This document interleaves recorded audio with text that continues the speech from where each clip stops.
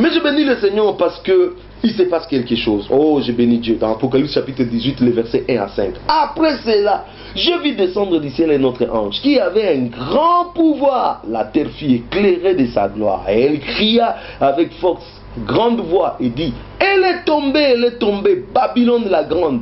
Elle est devenue la demeure des démons et le repère de tout esprit immonde, et les repères de tous oiseaux immondes et horribles. Car toutes les nations ont bu du vin de la fureur de sa fornication, et le roi de la terre se sont prostitués avec elle.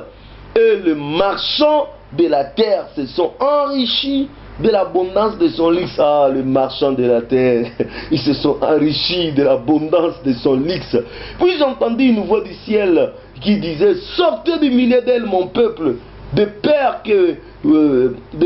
que vous participez à ses péchés.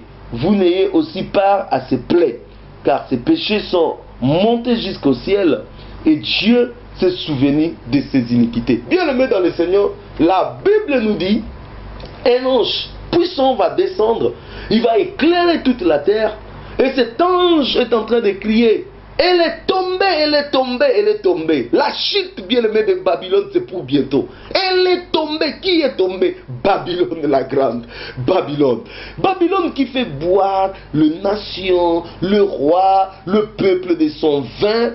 Babylone qui s'est enrichi. Babylone qui a même le marchand. Oh, le marchand du temple. Je vous promets déjà, bien-aimé dans le Seigneur, mon prochain enseignement, ça sera sur le marchand du temple. Donc vous voyez que Babylone, il a des marchands. Et la Bible dit, ces marchands se sont enrichis. Ils sont plongés dans l'abondance des luxe. Bien aimé dans le Seigneur, le marchand du temple, le marchand de Babylone, le marchand qui disent qu'ils sont avec Dieu, mais qui ne sont jamais de Dieu, qui sont tout simplement des dragons. Ils disent que non, ils servent Dieu, ils ne servent pas Dieu, ils servent leur ventre. Ils disent qu'ils défendent les intérêts de Dieu. Ça n'a rien à voir avec les intérêts de Dieu, c'est les intérêts des diables qui sont en train de défendre.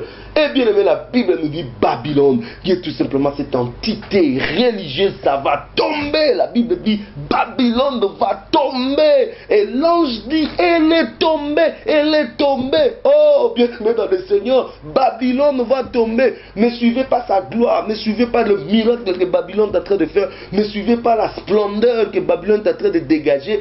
Babylone est vouée à la chute et Babylone va tomber. Babylone est en train de tomber, bien aimé dans le Seigneur. Oh, alléluia. Puis j'ai entendu une voix qui disait du ciel, sortez du milieu d'elle, mon peuple, mon peuple, mon peuple. Vous qui êtes encore dans Babylone, vous qui êtes encore dans ces églises, paganisées dans ces églises où papa pasteur et maman pasteur règnent enseignants, dans ces églises où il n'y a pas des hommes de Dieu mais des hommes Dieu. Bien aimés, sortez de ces églises-là, ce sont de Babylone. La chute est déjà prononcée, la chute est déjà déclarée, la chute est déjà imminente, ça va tomber, bien aimé. Oh, bien aimé dans le Seigneur, vous qui suivez encore cette parole qui vous tranquillise, vous êtes dans le péché, dans l'adultère, dans la fornication, dans le mensonge, vous êtes dans des vies de désordre, de pornographie, vous êtes dans tous ces excès, des plaisirs de ce monde, mais vous allez dans ces églises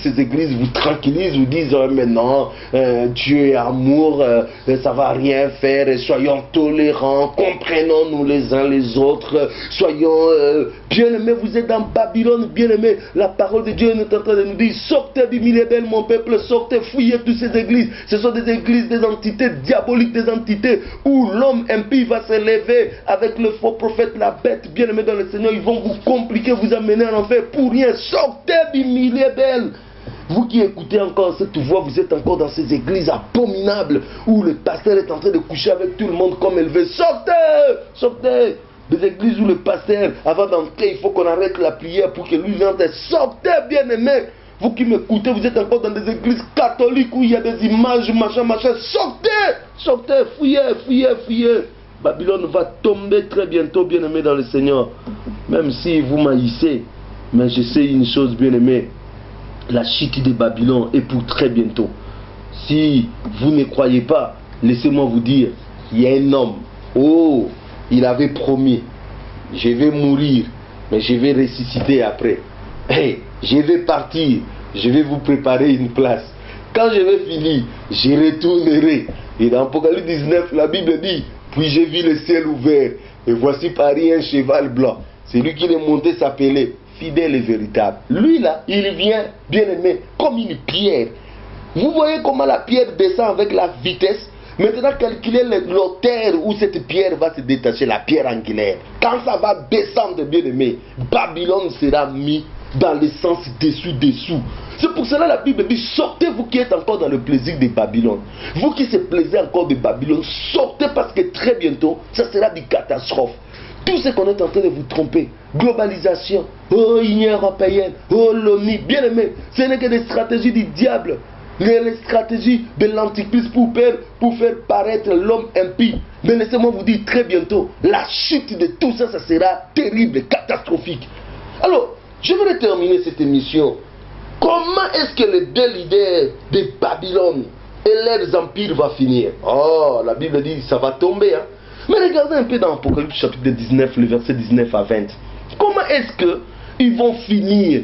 Vous qui suivez encore ces gens, je vais vous dire comment est-ce que l'antichrist et les faux prophètes qui seront à la tête de deux entités diaboliques de Babylone, politiques et religieuses de la ville et du tout, comment ils vont finir?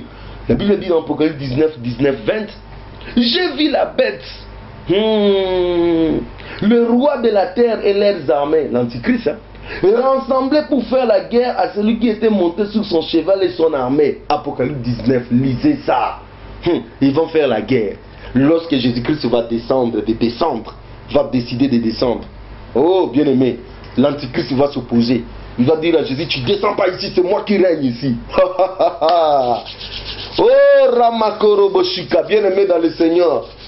Jésus n'a pas de conquérant, il est Dieu. Jésus n'a pas quelqu'un qui va s'opposer à lui. Ce qu'il a dit, c'est ce qu'il va s'accomplir. Au verset 20, la Bible dit, et la bête fut prise avec elle, le faux prophète qui avait opéré devant elle, les signes par lesquels ils avaient séduit ceux qui avaient reçu la marque de sa bête, de sa bête, et qui se prosternaient devant son image. Tous deux furent jetés vivants dans les tombes de feu où brûlait le soufre. Bien aimé dans le Seigneur, la Bible dit, les deux chefs qui seront les deux chefs qui seront à la tête de toutes ces deux entités babyloniennes, politiques et religieuses, la Bible dit, ils seront pris vivants. On commence d'abord à jeter l'homme impie dans les lacs. Oh, dernièrement j'ai posé la question à l'Assemblée. Selon vous, qui sera la première personne à être jetée dans le lac de feu? Quelle était ma grande surprise? Tout le monde disait Satan. C'est Satan qui sera la première. Mais non, ça ne sera pas Satan. Ça sera Babylone qui va inaugurer le lac de feu. Donc bien aimé, faites attention si vous êtes à Babylone. Je suis en train de vous dire que non, ça sera les deux leaders de Babylone qui ont insulté Dieu, qui ont parlé avec arrogance, qui ont proféré des paroles blasphématoires contre Dieu. Et bien quand la colère de Dieu va se déchaîner, ce sont ces deux grands leaders politiques et leaders religieux qui seront pris. Et ils seront jetés tout simplement dans le lac de feu. Bien aimé, ces deux entités vont faire quoi? Ils seront tout simplement jetés. Et laissez-moi te dire, peut-être je n'ai pas dit ça. Dans la Babylone religieuse, c'est toutes les églises apostates qui vont se rassembler. Ils vont faire ce que nous appelons l'écuménisme. Il y aura les musulmans, les presbytériens, il y aura les bouddhistes, il y aura tout ça. Ils vont tous se rassembler. Oh, religion universelle, religion mondiale, dont il n'y a pas de différence. Soyons un, machin, machin. Toutes ces alliances. Et à la tête, ils vont placer le pape là-bas. Le pape qui sera les faux prophètes. Le pape là va chapeauter là-bas. C'est lui qui va opérer toutes ces histoires-là, bien aimé. L'antichrist, c'est le pape qui sera pendant ce temps-là, et bien, qui vont opérer, qui vont séduire les peuples. Ce sont les deux là qui seront pris vivants et qui seront tout simplement jetés dans le temps de feu, bien aimé dans le Seigneur. Ce sont des choses sérieuses pour dire que, bien aimé, nous sommes à la veille de la chute de Babylone et que la chute de Babylone est prête très bientôt, bien aimé dans le Seigneur. Babylone, ça va finir toutes ces bêtises, ces chaos, toutes ces histoires, ONU, Union européenne, OTAN, FMI, Banque mondiale, tous ces nazans, machin, des catholiques, tout ça, nous sommes à la porte de la fin, bien-aimés dans le Seigneur, ça va finir bientôt. Le diable, le faux prophète et l'antichrist, bien-aimés dans le Seigneur, ils seront jetés vivants dans le temps de fait et l'histoire est terminée. Ce sont les deux créatures qui vont inaugurer les lacs de feu. Oh, bien-aimés dans le Seigneur, nous serons avec Jésus dans des chevaux blancs. Oh, bien-aimés dans le Seigneur, alors que celui que nous disons, l'antichrist, l'homme providentiel, tout cela, sa place n'est tout simplement en enfer.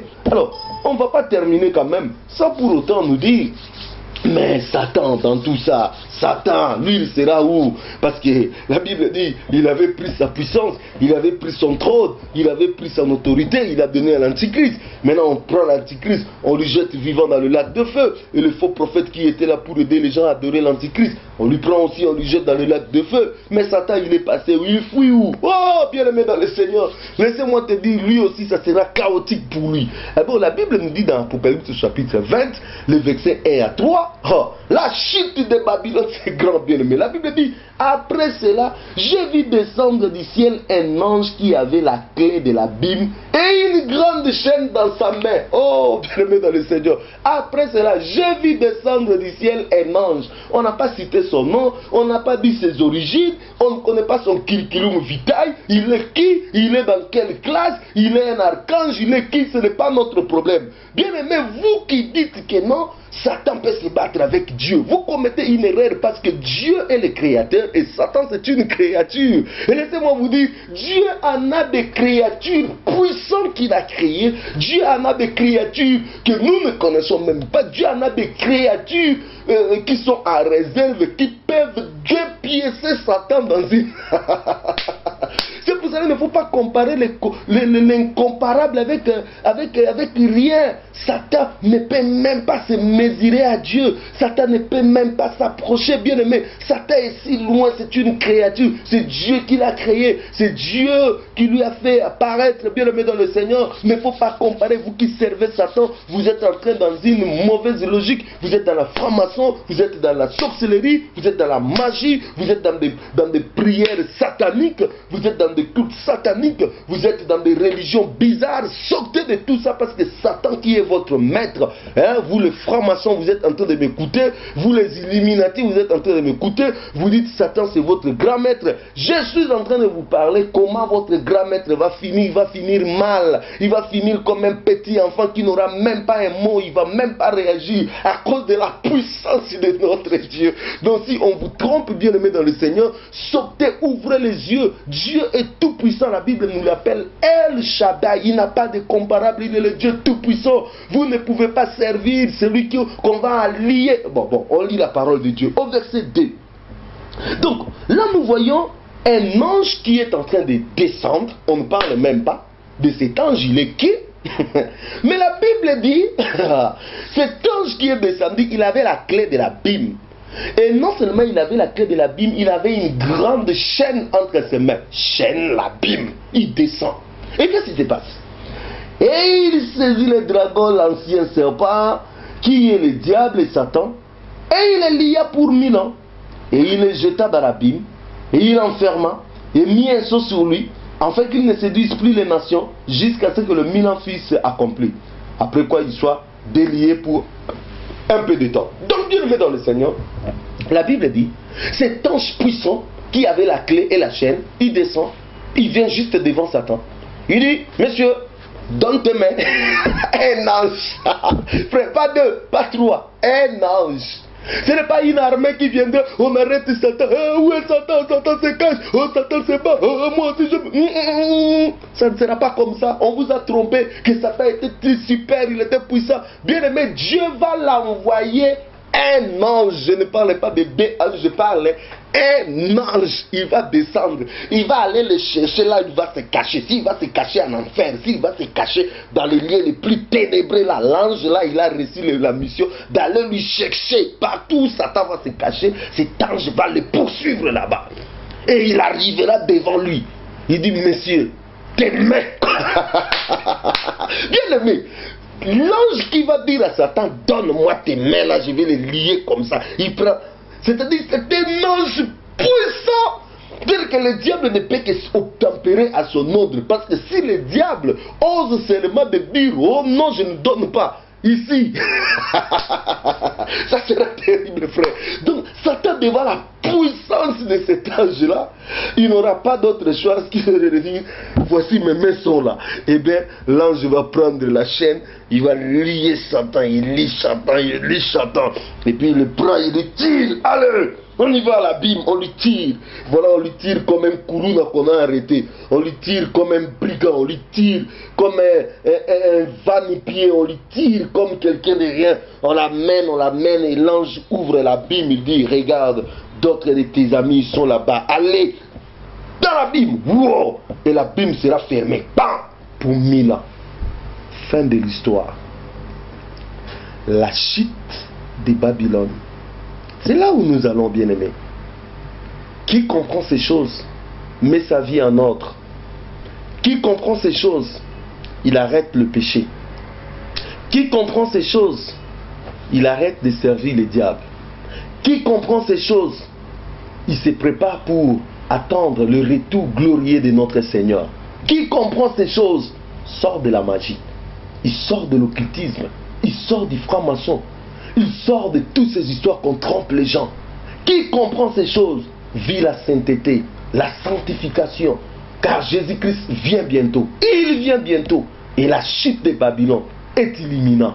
Imminent, bien-aimé. Imminent, la chute de Babylone. Très bientôt, les grands vont pleurer. Le roi va pleurer.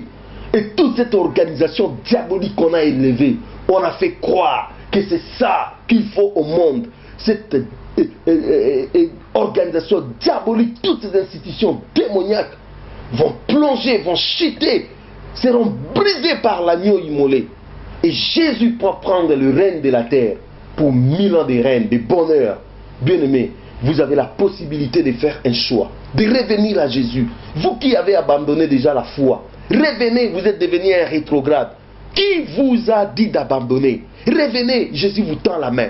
Il dit, regarde comment les choses vont finir. Les choses vont finir mal de ces côtés-là. Mais je veux que tu sois du côté des vainqueurs. Je veux que tu sois du bon côté. Et vraiment du bon côté. Le sexe t'amène du mauvais côté. La bière, l'alcool, le plaisir, le boîte de nuit t'amène du mauvais côté.